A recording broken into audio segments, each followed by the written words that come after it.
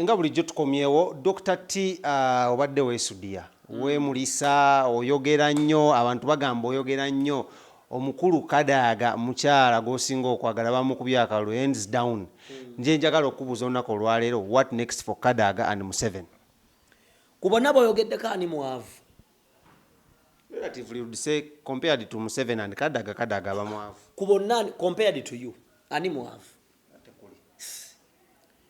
njagala talks z'ebyobufuzi kati ziggwe. Why? Because ziwedde tezinaba nze nali mbaddeko ne bakama bange abakambwe ne tugenda ku pate twagenda saidi zeeye mukono ku bizinga nga bakama bange bali mu mini tuli mu kusamba kapiira nga tuli mu kwedoma ne tuwugira wamu naye bakama bange pate bweggwa n'omusanga ku mulimu toddamu mumanyira nti banne nalabye mukama wange alina bulijjo enkovu ku kisambi nedda buli kintu mu bulamu kibeerawo ate nga kigasa ne kiggwa ekibuuzo kye wandyebuuziza Smith nti ki ekiddako erinze ne Smith kubanga tulina obuzibu mu Uganda aboogera n'ababawuliriza baavu bannaabwe kyokka boogera ku bagagga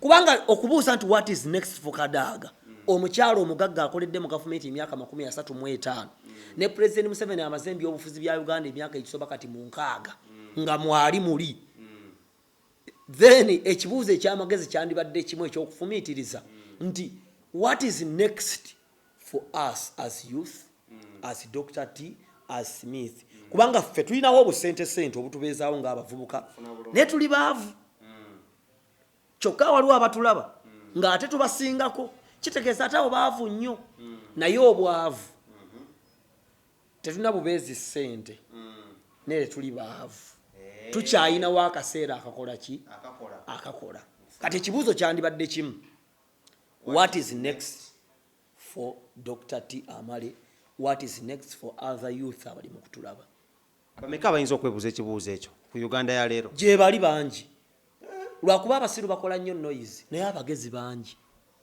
what might be the problem kubanga olwaleero nabagamba nti bannayuganda badda mu kudiscussinga abagagga hamwe ekisaawe kimulemye badda yatugamba emyaka 2 ekisaawe kimulemye abagagga kepanka gwe biyenje ebiri mu nju yo nga bikulemye okujjamu omuntu yenna nga alina emmese mu nju wadde muziwolereza ebiyenje n'ebiku oli mwavu ate abagagga nabo babeera nabyo naye abeera mwavu omuntu alina ebiyenje omuntu alina emmese omuntu atanaaba ate nga bebavubuka abaffe betulina bebosanga nga bali mu kudiscussinga hamu nti obugagga bumulemye naye bino ebigambo byembagamba leero mujja kutuula wansi olunaku lumu obinoonye nga tobiraba kuba nakogambye nti emputu egula buwanana obulamu bulina stages nnya bulina morning bulina afternoon bulina evening bulina night emyaka gy'obuto n'emyaka gy'obuvubuka emyaka egiri yaddeko awo n'emyaka gy'okuwummula kubanga mu kiro tetukola tuba tukoze tutya tuwummudde kati bangi mujja kwagala okutandika okutereeza obulamu bwammwe mu kawungeezi k'obulamu nga tekikyasoboka kuba gino emyaka gyonna egy'obuto kati wakyali muntu muto olwaleero omuvubuka okusinza ku Dr. T atandikira ku myaka 10 paka ku myaka 25 kubanga bannayuganda bafiira ku myaka 45 kw'ataano kati kitegeeza edda bafiiranga ku 10 n'ekinaana ng'omuvubuka aba wa myaka 18 kati awo benchmark twagivaako olwaleero fresh kid ye muvubuka kati kitegeeza omuntu omuto olwaleero alinga ataliiyo kuba leero omwana w'emyaka 3 omuwe 2 nga manyi tebiri mu makulu nagazi lusente ezikola zitya ng'atedde omwana w'emyaka 16 n'ekigambo ssente yatakola atya takimanyi kitegeeza tewakyali buto afternoon ne morning byebimu kati tubanga tusigazza ebintu bisatu morning weewaawo afternoon evening and nights night tubigatta wakasana kasovayo kusaawa emu n'olowooza saa 7 ensi ekyuse baganda bange ate ensi tekumanyi ensi always ebeera ready ekeera mu gym erina 6 packs ate nnwanye kubya abantu bangi ne bajjajjabo yabakuba gw'oli mugamba nti Museveni yakwavuwaza naye okuva ku mirembe gyedda abewamwe baali baavu si bonna njagala ondaga ekifaananyi kya jjajjawo ng'ayimiridde ku benzi mu 1932 be batono wadde eggaali teyaliyowa nze Dr. T Sepanka era najja ku kibuga kuwangula kyovola mukama nyambye unina abantu b'associatinga nabo nga bakuza mabega nga banziza mabega nze hamu kiggulu ne bwangalamiza nankuba yalabye ku nsi manyi lwaki ankuba omugagga takola nsobi mwe mulowooza nti abagagga bakola ensobi oba bino nno byogera kuba abantu bayoza abamu tubyogera kuba tuba tuliddemukko eyo ndowooza ya kyavu era ze ndowooza ezedde ezagambanga mbu abaana b'abagagga babeera babi mbu abaana b'abagagga babeera basiru mu kiraasi babeera bagwagwa ebyo byadda kati ensi ekyuse ensi kati yeetaaga bwongo tekyetaaga physically weewaawo era n'obunafu kibi naye ensi esooka kuga kiki ky'osobola okukola mu mutwe gwo olinamu ki genda soma wano akatabo kano reason as a world's masterpiece lwaki tusoma obuntu buno abantu balowooza mbu tusoma obutabo buno kuleebeeta bagagga kubanga lumbuye bwe yabagamba ne pengepenge bwe yakola atya ne kaye bwe yabagamba naye amasiba gali bwe gati lwaki omuntu yandinoonyeza nnyo okumanya myaka gye egy'obuto oba egy'obuvubuka nti aba asiga nsigo ya bukadde bw'oba yakuwummula kwe bw'oba onaabeera jjajja azannya ludo leero mu buvubuka bwo beera Kadaga Museveni Bobi Wine byawedde kyabaddewo ne kyakoze kitya kati biremereko bw'oba onaabeera jjajja agenda okuzannya golf ku myaka 6 wuliriza ebigambo bya Dr. T Amale kubanga olinoonya hamu kiggundu n'akubula one day olinoonya Dr. T Amale nga wagaana okumanya kye nnali nkugamba ne weesanga awantu wootaliva nakyogedde bangi abagenda ebweru w'eggwanga temugenda kudda bangi abalaba vidiyo yange ng'ogenda kufiirayo nga ku mulundi gw'osembye okulaba vidiyo aren't you a prophet of doom no nkubuulira reality we have two schools the schools of reality the school of reality and the schools of expectation. The schools of reality, the proportion of the schools of reality in Uganda versus the schools of expectation is 1 to 10.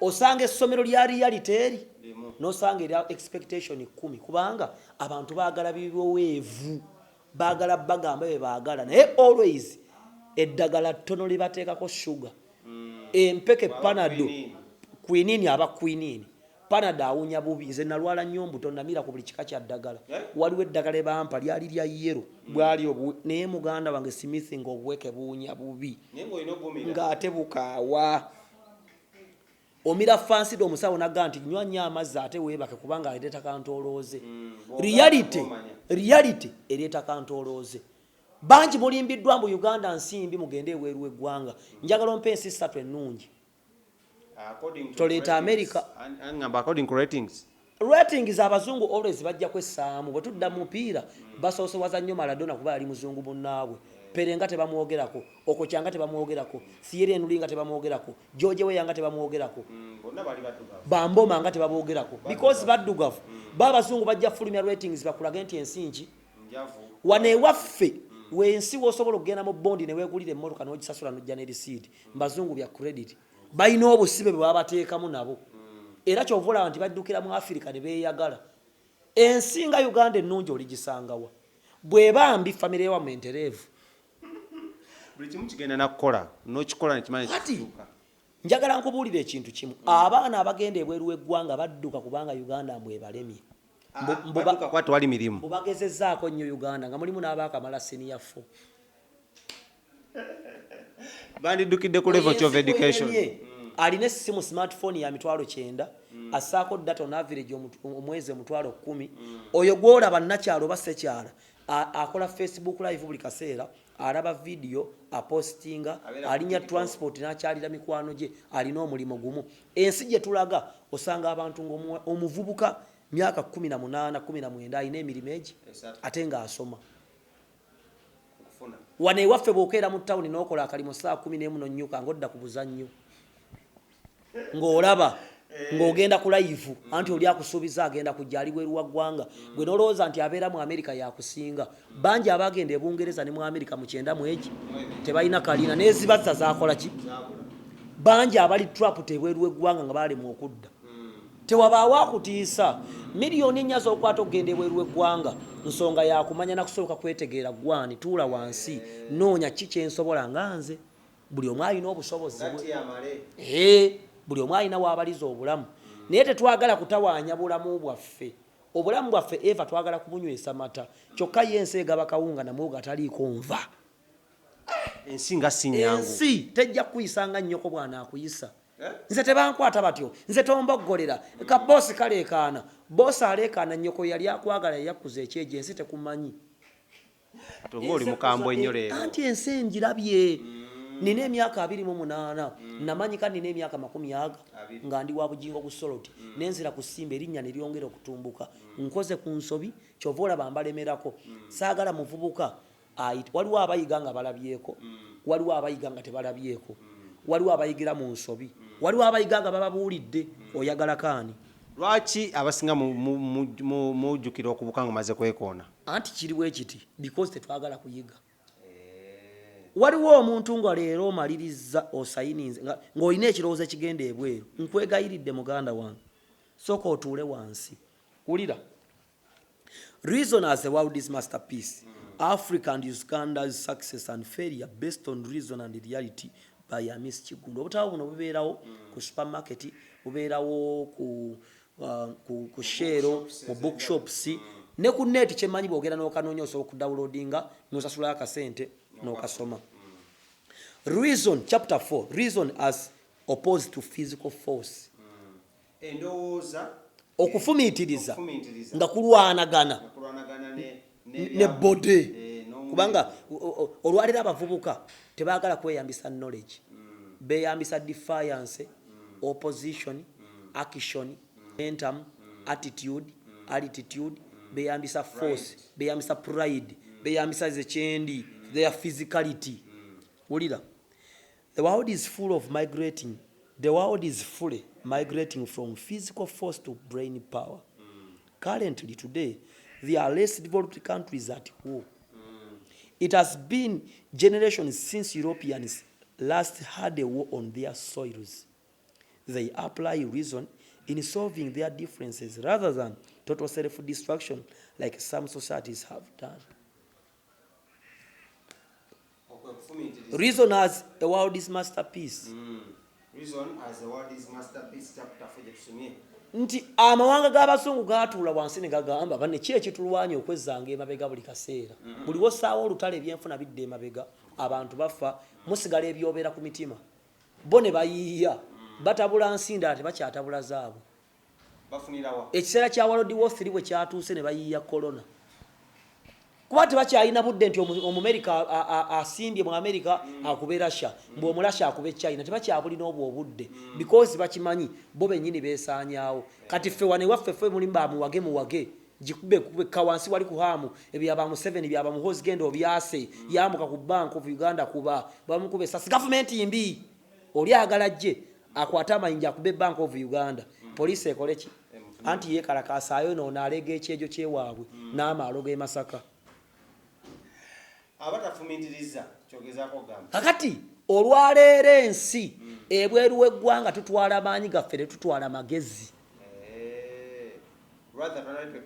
kati ate abazungu baayiya ne bagamba nti banne kizibu kati okutwala abaddu kizibu nnyo okutwala ki abweru okukola katumanyi kitugenda okukola tubaviire tubawe independence but financially tubaleke nga basitwagolinga olwaleero obuzibu obusinga okwonoona Uganda oba n'ensi za Africa kubanga bw'otunulira Nigeria, Egypt, Morocco, Chad, Mali, Sudani, Tanzania luddawa abavubuka beekobye bennyini ne baleeta entalo mu nsi zaabwe ne beeyonoona bennyini ne bafuuka ng'enjoka ezikutta ng'ate zibeera mu ki eddakiika 3 nga waakafa nazo nga zibulwa omukka nga zifa gende Tunisia bakaaba gende Zimbabwe bakaaba Mugabe kino nkyogerera wano President Museveni si ye mutuukirivu kuba nekitaawo si muki bw'alivaawo mu mulimu kaabo because mumwagala gwokoze 0 omulala omubanja 100 kyokka gwokoze ki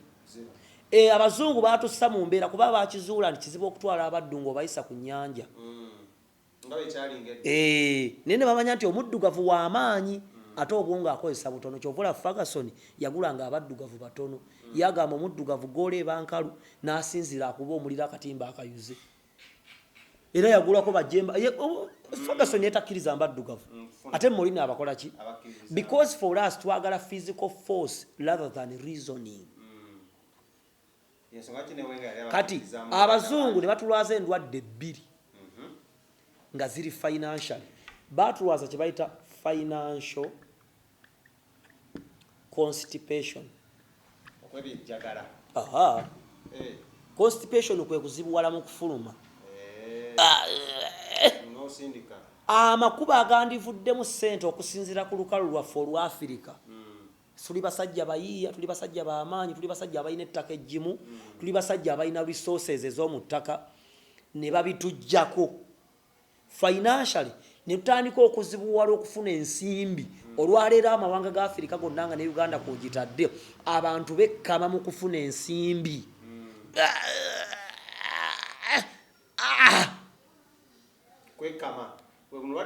ate mu kwekkama ne bakufuna akakiringi mukola okw'amaanyi okukeera ku makya okugenda okukola ojja kufuna emitwalo 7 nga kuliko emitwalo gyegi ogiteeke mu banka esaleko banka kyagi wa 7 osigale na mu 7 ogirekeyo mbu kijja kuyamba ng'olina ekizibu banka eyongera osalako 10 ezezi buli lunaku ojja kukebera waliwo omutwalo gumu mu 8 tolina gy'onaawaaba financial constipation n'ekyokubiri ne batulwaza financial diarrhea ate obwebuliwa ensimbi zituyitako buyisi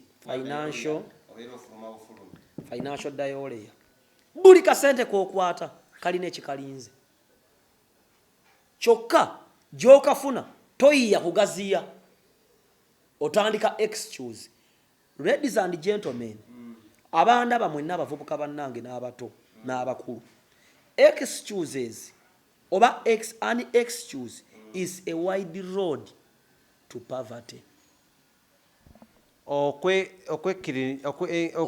okwekwasa obusongasonga nandigize bwenti naye nandizukusekwemu naye nandigaggawadde naye nandigize bwenti naye mu nsi mwokabira obwavu mulimu abagagga bw'ogamba nti abaganda baavu gavumenti baavuwaza abaganda bameka abagagga b'otamanyi otandise kwekwasa kati financial constipation ejjirawa nti tukalubirira okufuna byensimbi lwaki nti amakuba agandivuddemu ensimbi tetugaagala omuzungu yatusiriwaza bw'omala P7 ng'oyingira secondary ng'ogenda olonda combination ebibi ng'ofunayo 3 mu 2 ng'ojja weewaana ogenda ku senior 6 ng'okola EGD kyonna kyeyakola history economics geography divinity ng'olumba e Makerere ng'osoma swasa business administration which business are you going to do administer someone's business why not yours because sina startup genda mu engineering courses mu universities onambamu abaana aga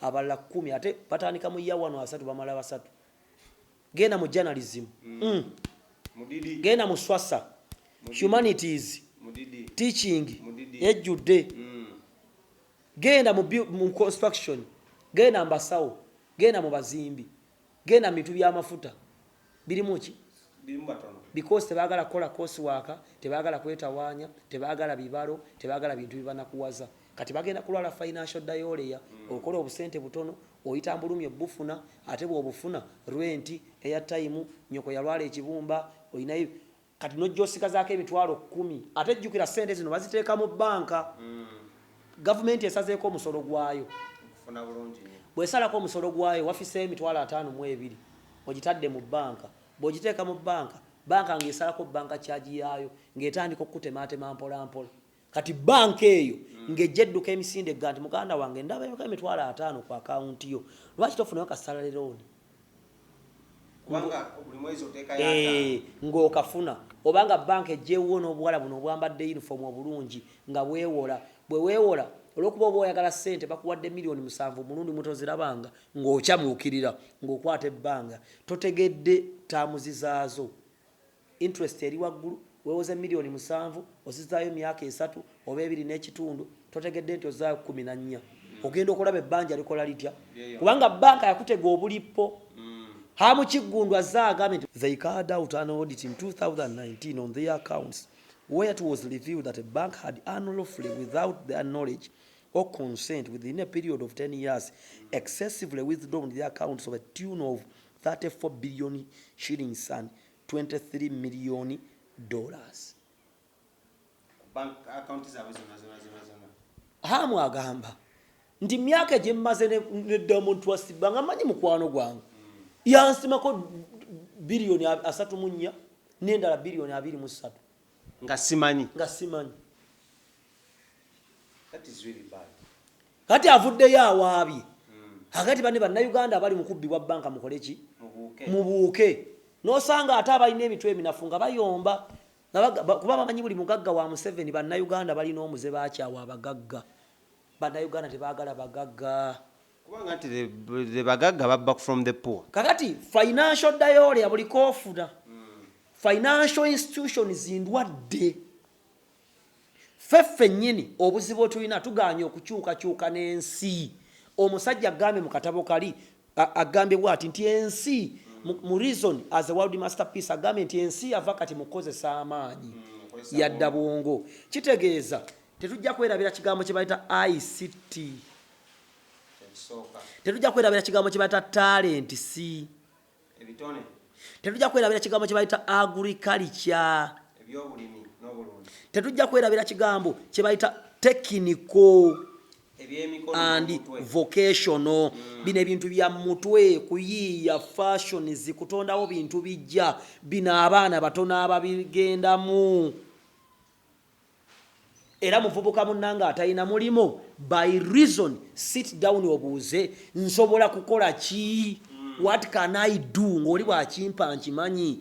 Yita abavubuka bonna abagenze ebweru n'abakyali mu Uganda abatalina mulimo obateeke mu kisaawe Namboole otandike babuuza tolina mulimo nti ye osobola kukola ki gonna ogubaawo. Oyagala okusiimula toy kyokka ate Abu Dhabi gy'agenda agenda siimula toy za furezi alunde n'eŋŋamiya z'omuwalabu ng'ate afumba n'okkubwa ng'akubwa ate nga tasiimibwa kuba nakyo kibi ekivaamu omugongo ng'ogwagisa. Agenda okukomawo alina miliyoni 22 oba miliyoni 15 amazeyo emyaka 2 n'ekitundu omugongo ukoze gutya ng'ate asooka adduka ng'agendako mu kyalo ng'asemiitinga amalaalo ng'asereka ennyumba ya nnyina ng'apangisaako ng'agulako Infinix ya 95,000 ng'asireyingako agenda okwekerekeza asigadde miliyoni ezi ng'asaza passport ng'akola ki ye tute yennyini mu buddu naye mubuuze ogenda kukola ki. Saagala kujerega bali bweru wa ggwanga naye abaana abasinga mbalabye because I make a research. Dr. T, I have time to research. Ani anvuma ku Facebook asomerawa abaana abasinga okuvuma abantu ku Facebook abasoma bava Makerere. Era ogenda okola mu profile mu Makerere University because bo bakimanyi nti Makerere is a key to success. Abala bakimanyi nti okulinnya nnyo n'ogenda ebweru n'owona Museveni naye ate family wagirekawa waliwo abatagenda kudda n'abagenda okudda mwegendereze. Tokola ssente nga tonnafuna kigenderwa kyazo sooka ofune ekigenderwa kikule bukuzi mu koosi yo kikola ne togaa nti kansooka ngenda Abu Dhabi nkole miliyoni 2 nkomewo ndyoke nzipulanningire. Ogenda funa ekirowoozo kya mwavu munno because 90% of our surroundings mikwano gyaffe baganda baffe they are poor people. Hamu Kiggundu bw'avaayo mwamukoowa kati omugagga awunya hamu awunya lwaki mwakoowa abagagga kubanga nti we believe nti abagagga babba mu baavu anti ezo ndowooza za kyavu ezo ndowooza za kyavu nti bwe ndigenda e China nja kulaba Jackie Chan ne Jet Li, bwe ndigenda mu America ngenda labani Schwarzenegger. Kakati where is the solution? Njagala mbabuulire ekintu kimu tutegera ebizibu bino oba where can we invest kiri bwe kiti. Olwaleero bw'otunuulira omusango gwa Hamu kubanga buli muntu bw'aba akola bizinesi za bulijjo zeeyandize mu ngeri emu oba endala yeetaaga obuyambi bwa banka.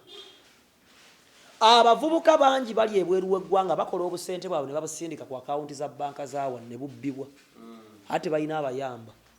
Hamu avuddeyo asetinga pulesidensi nti omusiru. Bannayuganda abavubuka bali mu lutalo na buli muntu omugezi. Kakati kitegeeza tebaagala ku investinga because bakowa abagagga ne weesanga ate nga baddugavu bannange kubanga political gundi financial diarrhea ereetebwa omusajja bamuyita keke ono looya w'amaanyi mu Uganda keke buli mulamuzi yamuteekawo musango gwa hamu bwe yawaaba lwaki banka zonna zaayimuka ng'ate yawaabiremu andi zonna nzibi ate zaabagwira abazungu tebaatuwa independence bakimanya nti okuddamu okutwala abaddu kizibu bo ne beekyusa bwe bati mpola mpola ne bagana nedda katubasomesa ebitalina makulu technical institution zinjereere emirimu egivaamu amakulu ku university abaana tebagigendamu bagenda mu bya theoretic ebitaabamenye baveeyo mbaoli afunye PhD naye PhD ofunyeemu ki ogenda kukola kiguwa PhD government egenda baddeku emitwalo 8 bagenda kukwongerako 2 osomedde emyaka eno ofuna PhD owaddeyo milioni 18 ogenda kufuna emitwalo 2 buli mwezi ogenda kufanga ne capital gwateekamu okusoma tomufunye ng'ate nze alima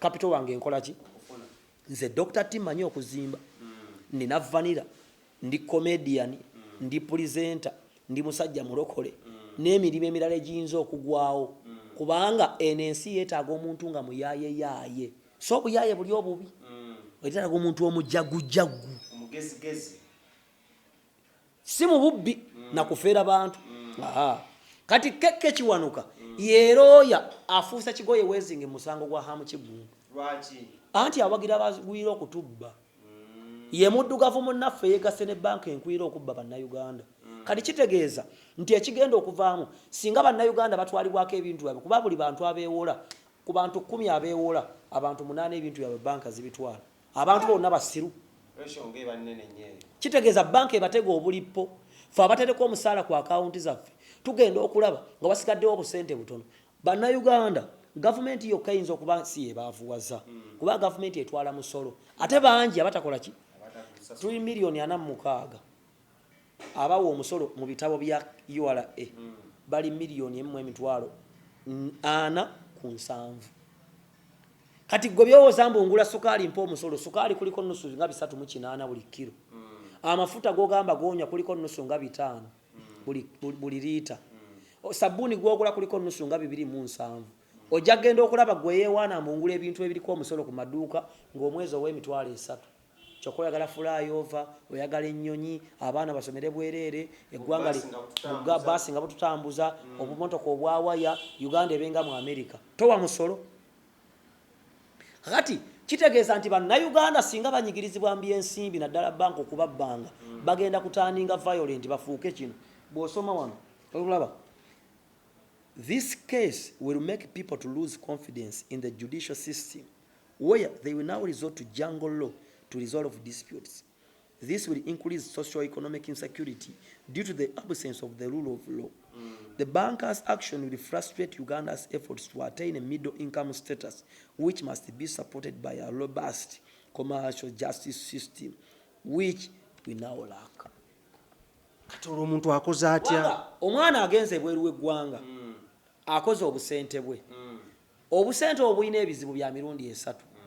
Tasobola kubutereka abeere na bweri bajja bubba tasobola buteeka mu banka ya wano bajja bubba tasobola bwesigisa bannanganda bajja bubba kati n'osanga ng'omuntu agenze ebweru w'eggwanga tajja kufunamu ku bantu abagenda ebweru w'eggwanga 10% abagenda okufunamu abalamu alinnya bulinnya nnyonyi simple because abamu temulina kigendererwa mu ssente bw'oba tolina kyogenda kukola mu ssente oba pulaani ntereevu gwe n'olwogamba nti nja zikola nziteekaawo ndyoke nzipulaaningire ssente ziringa maginenti kyokka n'obwavu bulinga mbuyaga embuyaga ejja kujja ekkube n'obusente bwo egenda okugenda ng'onoonya ng'osigazaawo mitwalo egi nga gigula data kati hamu kiggundu bw'afubutukayo ng'abasajja be tulina abasajja abavubuka abata abagezi oyo musiru Dr. T oyo musiru Museveni oyo musiru Mayega oyo musiru tulitambula ddimbula mbu okuvuma abantu abagezi n'abali successful.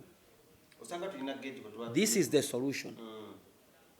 Ensi yava kati ku bintu by'amaanyi kuba singa byali by'amaanyi singa ffena tukuba ki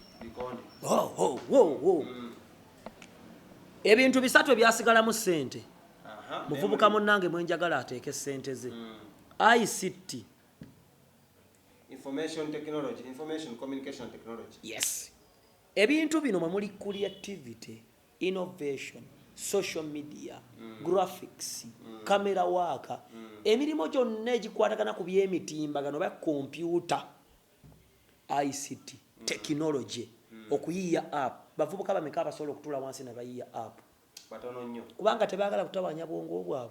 Innovation, everything precious is dug under the ground. Chovolaba, people can dig deep 5 miles okuyikula diamond ne bajjayo ekitole bwekiti nga kya bbeeyi. Ffe twagala bintu byangu. Abazungu basoma emirimu 3 omulundi gumu. Usanga omwana ali mu secondary asoma obwalo, asoma obwosirikale, alina n'omulimu ogw'omutwe gw'ayiga. Agenda ofuluma nga alina emirimu egi gw'olina kamu. Ate nga aliko n'ekitiibwa kya chepe. Ekiro obeera mu kubuzannyo bwa TV na social media, kola video z'abebweru. Government egenda gwa tubadde mu State House tubiwuliriza. State House Museveni ayeba empale zimwabise Kadaga kiweddemu agenda kwesimba ku Museveni twamugamba Kadaga kati Kadaga go discussing kali mu evening za bulamu bwe. Omulimu ogwokubiri agro. When I talk about agro tegeza ebintu bingi, sitegeeza kulima kokka, mulimu okulunda, mulimu processing. Hamu kigunda agamba nti abanne bwogenda ku Entebbe Express omusajja azimbi agro processing industry mugiraba bya kisiru because mind z'abavubuka abasinga n'abantu bayavuwala ne bava kuluma. Era video zino sizikolera majority, nzikolera minority kubanga eva abagagga batono. Kubanga ero kimanyi batono bagenda ozira. Bajja bajja okuvuma, oli akuvuma tanagiraba nagiraba. Ye hamu agamba genda olime. Leta ebintu mbigule. Obwavu bukuluma. Oyina ebyennyanja. Ekidiba ky'ebyennyanja kitwala milioni 10. Oyina enkoko. Oyina amagi. Oyina kasooli. Oyina amagi tremeka. Trenga 3 nya. Omusajja ajja kugamba nti njagala Kamulali mutwale ebuyindi, njagala ttani mutwalo. Nga Kamulali ndiye ebintu bye tukola mu Uganda ntono. Tukuba bukubi ndere. Vanilla webbeeyi omayina vanilla. Omanye ebbeeyi nze mulina. Abasajja bemulaba ku social media bonna abo byofuza babuzaabuza ku opposition bayina yiika ne yiika za ovakkedo. Kati Hasi yatandise okukola ovakkedo emujjamu butto n'emujjamu amafuta n'emujjamu n'ebizigo. Hasi oyina ovakkedo yiika mmeka? Toyina ttaka ewamu Smith? Oyina embuzi? Oyina ente? Oyina amata? Oyina amaliba? Bwe mba musobola okukola WhatsApp group ne muwemulirako abantu, osanga omuvubuka nga ayina WhatsApp group. Buli WhatsApp group ona village esobola okubaamu abantu 3. Ayina tiimu Abu Dhabi, tiimu Kimansulo, tiimu Bobi, Museveni agenda, Shibaholiki, Dr. Tyalinga embizi, eno group, Bizonto, Kaye Wisdom, Lumbuye Fanizi page, NTV akawungezi. Zonna group nabeera n'abantu 13,000 ba interactinga nabo buli lunaku. Tasobola bawa business idea. Kubanga bwe tugamba okusuubula amaliba mwegatte, bwe tugamba okulima mugende mwegatte, mugende embyalo mupangise ettaka, mugule yiika z'ettaka. Bw'okoma webweru w'eggwanga genda ewammwe mu kyalo, si wammwe. Genda muve ewammwe gye babazaala banne, muve ewammwe. Lwaki abantu bava ewaabwe gye babazaala? Wali muntu akulaakulana gy'azaalibwa. Hamu bamuzaala Masaka yakulaakulana Kampala. Ronaldo mupoti go yakulaakulana Bungereza.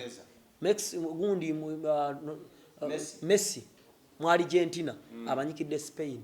Ronaldinho mu Brazil amanyikidde Spain na Italy.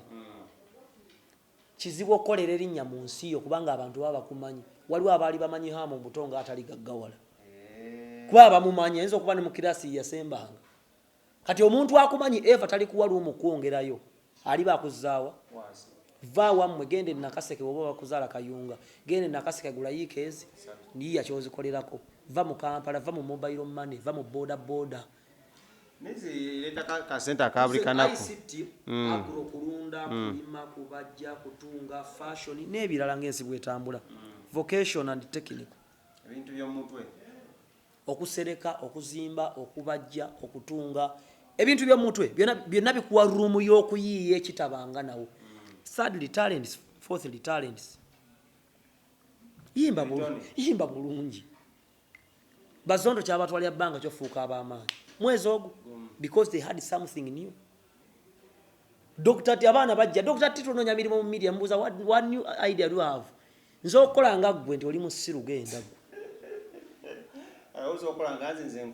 Investment starts from your brain.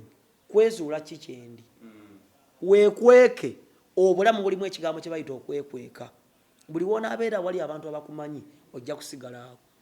Ekifuula omugagga oba kabaka butalabika. Toyinza kusanga kabaka naakulabe ng'ata asaaliita nti kabaka wa Buganda wuuyo. Omuntu omugagga yeekweka. Munoonye obutabo mukwekwate Katonda obutabo buno